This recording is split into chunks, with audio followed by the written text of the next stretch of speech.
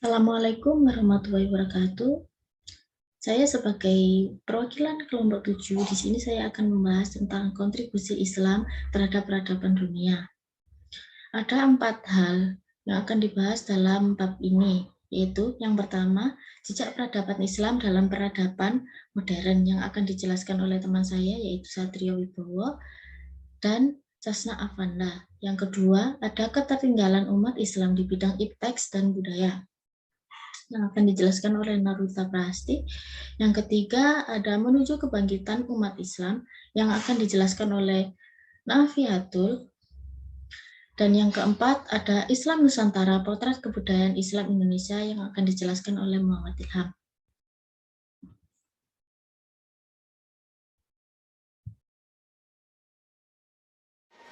Yang pertama, faktor-faktor penyebab kemajuan dan kemunduran.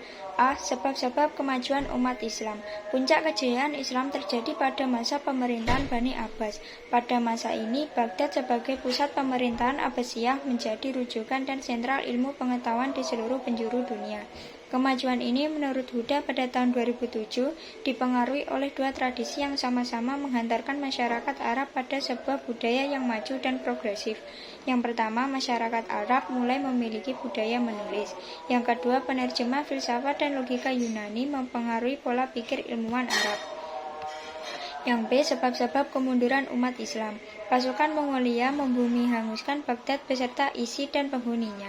Menurut analisis para sejarawan, keruntuhan peradaban Islam disebabkan setidaknya oleh dua hal, yaitu yang pertama, secara politik, telah terjadi friksi dan konflik di antara putra mahkota yang melibatkan kekuatan militer untuk saling berebut kekuasaan. Yang kedua, secara moral, para penguasa kehilangan kredibilitas karena berperilaku nista dan meninggalkan Islam.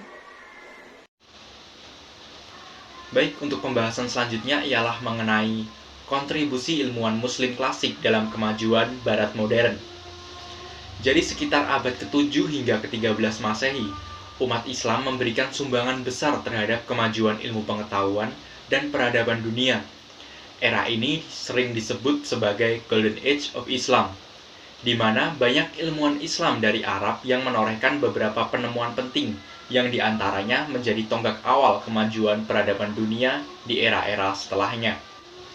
Dan pada kesempatan kali ini, saya akan memberikan beberapa contoh ilmuwan muslim sekaligus dengan temuannya yang tentunya juga sangat berpengaruh terhadap kemajuan peradaban dunia. Yang pertama ialah Jabir bin Hayyan. Jabir bin Hayyan merupakan seorang ilmuwan kimia asal Yaman yang lahir di Iran pada tahun 720 Masehi dan wafat pada tahun 813 Masehi. Beberapa torehannya antara lain, beliau merupakan penemu alat-alat kimia dari logam dan kaca. Kemudian beliau juga penemu air raksa, di mana ia berhasil menemukan air raksa dengan mencampurkan asam hidroklorik atau senyawa garam dengan asam netrik. Kemudian dia juga menemukan cara efektif untuk memurnikan logam dan menjaga besi dari karat. Kemudian beliau juga merumuskan cara pembuatan tinta besi yang dicampur emas untuk menggantikan tinta dari cairan emas.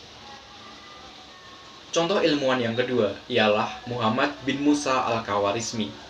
Beliau merupakan seorang ahli matematika dan ahli di beberapa disiplin ilmu yang lain.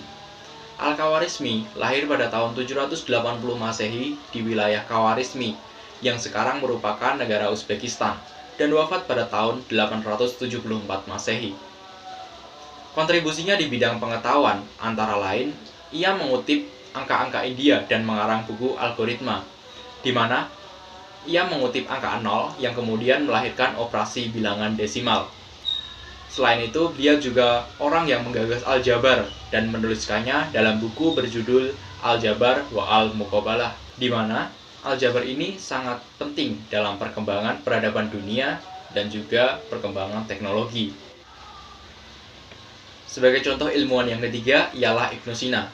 Nama lengkapnya ialah Abu Ali Al-Husin bin Abdullah Ibnu Sina, yang oleh para ilmuwan Eropa beliau sering disebut dengan nama Avicenna. Beliau lahir di Persia pada tahun 980 Masehi dan wafat pada 1037 Masehi. Beliau merupakan ilmuwan yang ahli di bidang filsafat dan ilmu kedokteran. Prestasi yang ditorehkannya antara lain ialah beliau merupakan orang pertama yang menemukan cara pengobatan dengan menyuntikkan obat di bawah kulit. Kemudian beliau juga menemukan alat bantu pernapasan dari material emas dan perak yang dimasukkan ke kerongkongan.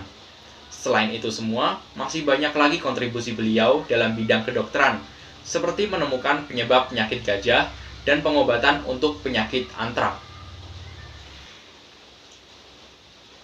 Kemudian ilmuwan yang keempat ialah Al-Kindi. Beliau bernama asli Abu Yusuf Ya'qub Al-Kindi. Semasa hidupnya, beliau telah menorehkan banyak karya yang dijadikan dasar keilmuan modern.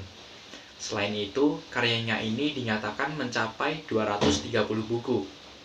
Dari banyak torehannya di bidang ilmu pengetahuan, diantaranya adalah ia menyatakan dampak posisi planet terhadap keadaan di bumi, seperti contohnya kondisi pasang surutnya air laut.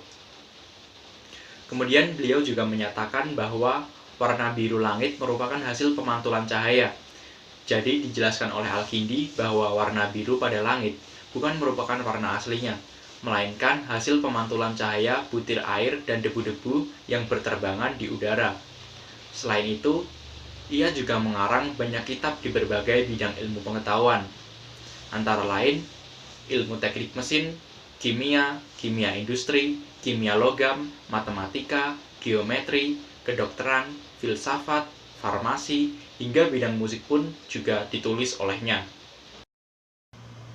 Selain 4 ilmuwan yang saya jadikan contoh sebelumnya, masih terdapat banyak ilmuwan muslim lain yang memiliki kontribusi besar terhadap perkembangan ilmu pengetahuan dan juga peradaban dunia, khususnya peradaban barat modern. Ilmuwan-ilmuwan tersebut antara lain seperti yang saya sematkan di PowerPoint di atas, dan juga masih banyak ilmuwan-ilmuwan muslim yang lainnya. Assalamualaikum warahmatullahi wabarakatuh. Saya Nurlita Prahasti akan menjelaskan tentang keterbelakangan umat Islam di bidang IPTEX. Yang pertama, keterbelakangan umat Islam di antara negara penganut agama besar lainnya. Nurkolis Masjid pernah memberikan ilustrasi tentang realitas yang menyedihkan umat ini dengan mengatakan, dewasa ini dunia Islam praktis merupakan kawasan bumi yang paling terbelakang di antara penganut agama-agama besar lainnya.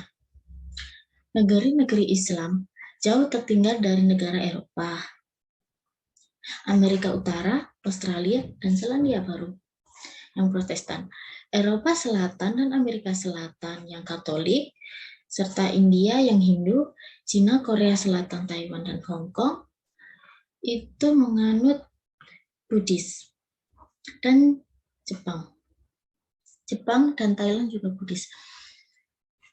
Kemudian dalam jurnal sains paling bergengsi yaitu Nature edisi 2 November, yaitu negara-negara Islam di Afrika Utara masih berkutat dengan masalah kemiskinan dan masalah sosial ekonomi, sehingga tak menunjukkan kemajuan dalam bidang sains. Sedangkan di negara Teluk yang kaya minyak, rupanya berkah petrodollar tidak serta-merta membangkitkan riset sains. Sedangkan Turki satu-satunya anggota OKI yang juga anggota Uni Eropa memacu dirinya dalam riset sains karena ingin bersaing dan menjajarkan diri dengan masyarakat Eropa lainnya. Sekian dari saya. Menuju kebangkitan umat Islam. Meski saat ini Islam mengalami penurunan dalam berbagai aspek kehidupan, benih-benih potensi kebangkitan Islam sebetulnya telah ada, namun belum terorganisasi. Kebangkitan umat Islam bisa ditumbuh kembangkan dengan mempertimbangkan aspek internal dan eksternal. A. Aspek internal, yaitu aspek yang terjadi di dalam umat Islam untuk bangkit dari keterpurukan. Umat Islam masih banyak memiliki kelemahan, di antaranya umat Islam masih sering berseteru dalam hal perbedaan fikih furiyah, seperti penggunaan kunut dalam sholat subuh yang tidak perlu diperdebatkan. Seharusnya, energi umat Islam digunakan untuk mengkaji ayat-ayat Al-Quran dan fenomena alam semesta untuk mengembangkan ilmu pengetahuan. Oleh karena itu, Umat Islam harus memiliki kepercayaan diri yang kuat untuk bisa bangkit dari keterpurukan dengan seluruh potensi yang dimilikinya. Dan potensi ini didasarkan atas pemahaman yang mendalam terhadap Al-Quran dan hadis Nabi. B.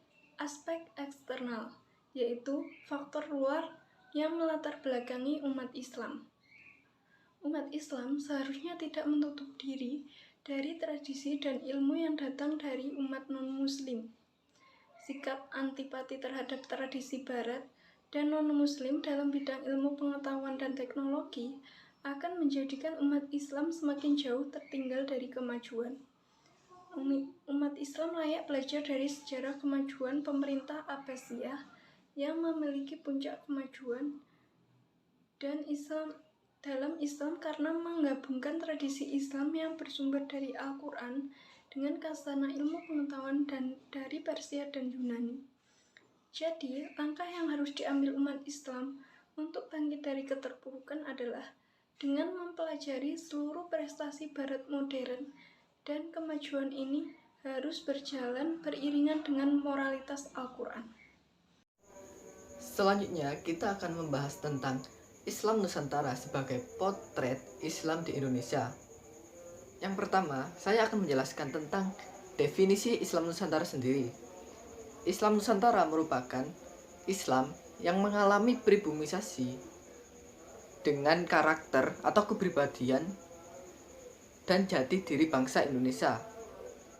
Islam Nusantara sendiri diciptakan dan dikembangkan oleh orang-orang Nahdlatul Ulama atau NU.